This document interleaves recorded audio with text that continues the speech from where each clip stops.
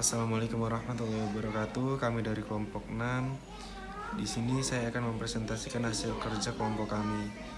Di sini saya akan menjelaskan pengertian mediasi. Mediasi adalah cara penyelesaian sengketa melalui proses perundingan untuk memperoleh kesepakatan para pihak dengan dibantu oleh mediator. Mediasi berasal dari bahasa Inggris yang berarti menyelesaikan sengketa dengan menengahi. Mediasi merupakan proses negosiasi pemecahan masalah di mana pihak luar yang tidak memihak bekerja sama dengan pihak yang bersengketa untuk mencari kesepakatan bersama. Mediator tidak berwenang untuk memutuskan sengketa, tetapi hanya membantu para pihak untuk menyelesaikan persoalan-persoalan yang dikuasakan kepadanya. Terdapat beberapa pengertian mediasi yang dalam berbagai versi berikut. 1. Christopher Moore mengemukakan bahwa mediasi adalah intervensi terhadap suatu sengketa atau negosiasi oleh pihak ketiga yang dapat diterima, tidak berpihak dan netral yang tidak mempunyai kewenangan untuk mengambil keputusan dalam membantu para pihak yang berselisih dalam upaya mencapai kesepakatan secara sukarela dalam penyelesaian permasalahan yang disengketakan. Colbert and Taylor berpendapat bahwa mediasi adalah suatu proses di mana para pihak dengan bantuan seseorang atau beberapa orang secara sistematis menyelesaikan permasalahan yang disengketakan untuk mencari alternatif dan mencapai penyelesaian yang dapat mengakomodasi kebutuhan mereka. 3. Dalam Undang-Undang Nomor 30 Tahun 1999 tentang alternatif penyelesaian sengketa adalah lembaga penyelesaian sengketa atau beda pendapat melalui prosedur yang disepakati para pihak, yakni penyelesaian di luar pengadilan dengan cara konsultasi, negosiasi, mediasi, konsilasi, atau penilaian ahli. 4. Dalam Peraturan Bank Indonesia PBI Nomor 8/5/PB/2006 dikatakan sebagai proses penyelesaian sengketa yang melibatkan mediator untuk membantu para pihak yang bersengketa guna mencapai penyelesaian dalam bentuk kesepakatan sukarela terhadap sebagian atau seluruh permasalahan yang disengketakan. Selanjutnya akan dijelaskan oleh teman saya. Assalamualaikum warahmatullahi wabarakatuh. Perkenalkan, nama saya Ira Anjani. Saya akan melanjutkan membaca materi mengenai peran mediator dan fungsi mediator. Yang pertama, peran mediator.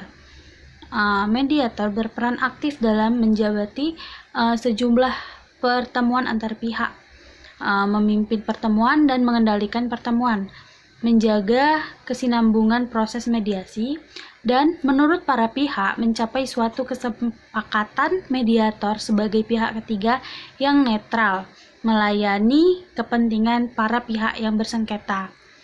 Mediator harus membangun interaksi dan komunikasi positif, sehingga ia mampu melayani kepentingan para pihak dan berusaha menawarkan alternatif dalam pemenuhan kepentingan tersebut.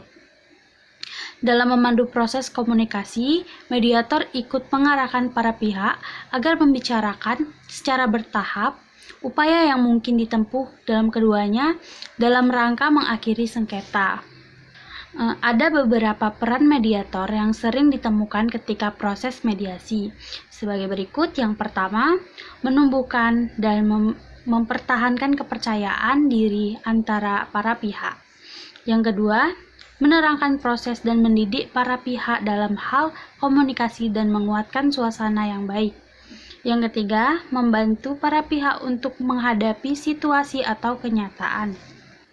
Yang keempat, mengajar para pihak dalam proses dan keterampilan tawar-menawar.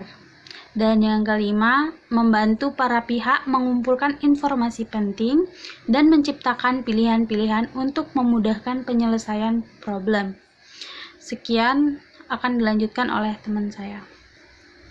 Assalamualaikum warahmatullahi wabarakatuh. Nama saya Juliana, NPM 1921030381, akan menjelaskan fungsi dari mediator.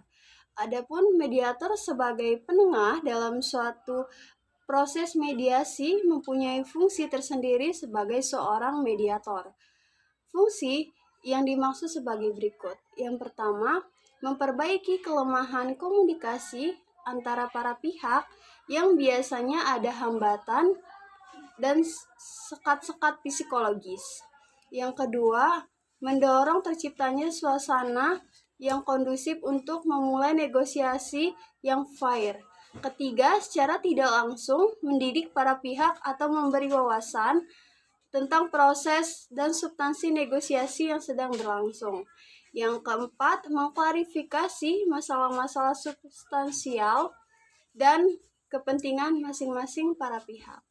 Terima kasih. Moore dalam bukunya Christopher mengatakan mediator dapat dibedakan menjadi 3 tipologi. Yang pertama social network, yang kedua authoritative mediators, yang ketiga independent mediator. Tipologi pertama, mediator berperan dalam sebuah sengketa atas dasar adanya hubungan sosial antara mediator dengan para pihak yang bersengketa. Tipologi kedua, mediator adalah mereka yang membantu para pihak yang bersengketa untuk menyelesaikan perbedaan-perbedaan dan memiliki posisi yang kuat sehingga mereka mempunyai kapasitas untuk mempengaruhi hasil akhir dalam proses mediasi. Akan tetapi autoritatif mediator selama menjalani perannya tidak menggunakan kewenangan atau pengaruhnya. Hal ini disebabkan adanya keyakinan bahwa penyelesaian sengketa bukanlah para mediator, tapi para pihak yang bersengketa. Tipologi yang ketiga, mediator dapat menjaga jarak antara pihak maupun dengan persoalan yang telah dihadapi. Mediator semacam ini lebih banyak ditemukan di dalam masyarakat budaya yang mengajarkan tentang kemandirian, maka nantinya akan melahirkan mediator-mediator yang profesional. Baiklah, di sini saya akan menjelaskan tentang tahapan-tahapan dari mediasi. Tahapan mediasi yang pertama adalah memulai proses mediasi.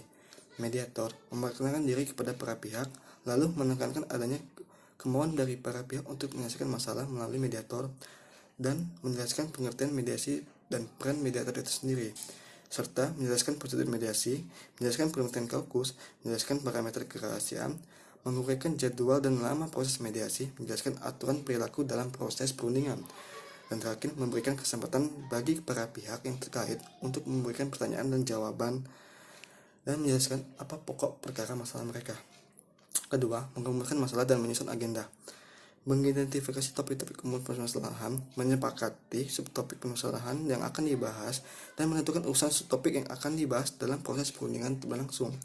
Ketiga, mengungkapkan kepentingan tersembunyi. Itu terbagi menjadi dua, secara langsung dan tidak langsung. Secara langsung berarti para pihak menanyakan secara langsung kepada pihak terkait apa yang mereka inginkan. Secara tidak langsung menanyakan atau merumus kembali pernyataan yang dikemukakan oleh para pihak. 4.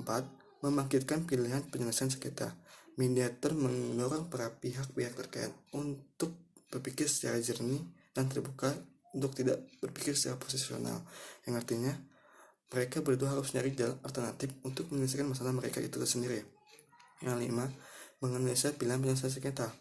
Mediator membantu para pihak untuk menentukan untung dan ruginya jika mereka menerima menolak hasil dari mediasi tersebut, atau mediator mendengarkan pada para pihak untuk bersikap realistis dan tidak mengajukan tuntutan atau tawaran yang tidak masuk akal.